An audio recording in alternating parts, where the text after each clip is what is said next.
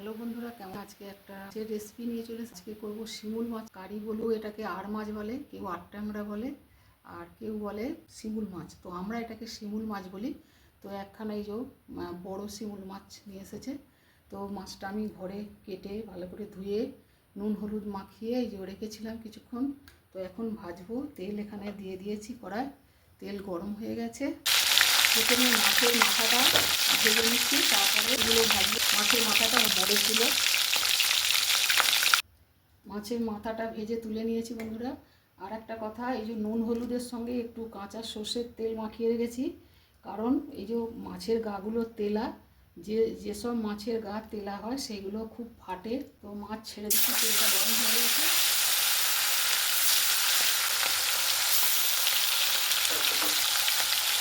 মাছের গা তেলা হলে সেগুলো খুব ফাটে, তেল মাখিয়ে রাখলে ফাটে, কম ফাটলেও খুব কম ফাটবে।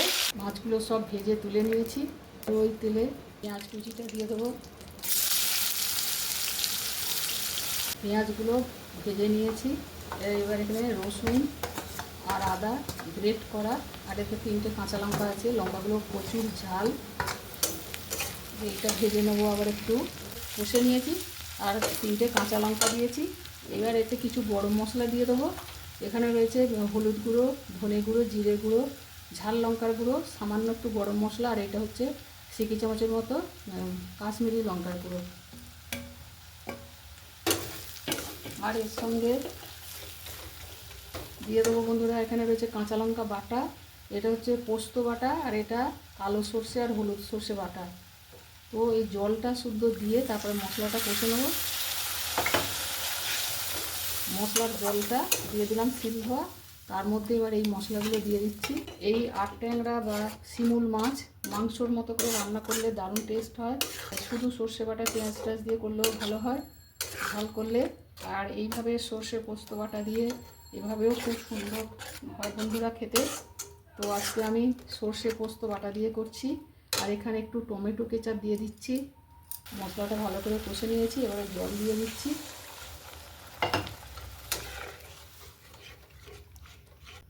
স্বাদ মতো লবণ দিয়ে দিলাম, আরও একটু জল দিচ্ছি। আর এবার এটা ফুটবে, তারপর মাছগুলো দেব। মাছটা এই ঝোলটা একটু ফুটে গেছে, আমি মাছগুলো দিয়ে দিচ্ছি।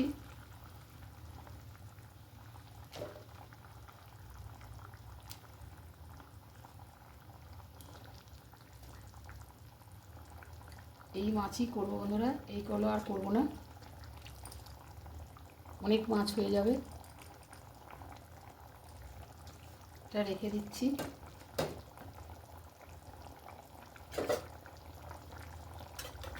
ভালো করে মাছগুলোকে একটু ফুটিয়ে নিতে হবে 3-4 মিনিট। বন্ধুরা, শিমুল মাছ বা আর মাছের কারি আমার রেডি। কারি বলুন আর ঝাল বলুন আর তরকারি বলুন, তো আমি এটাকে কারি বলছি। তো দারুণ হয় বন্ধুরা এইভাবে খেতে। আপনারা অবশ্যই এইভাবে করে দেখবেন, দারুণ হবে এইভাবে খেয়ে রান্না করলে। তো কেমন হয়েছে জানাবেন। আজকের মতো রাখছি বন্ধুরা, আবার আসবো অন্য কোনো রেসিপি নিয়ে। জয় গুরু, জয় মাতারা।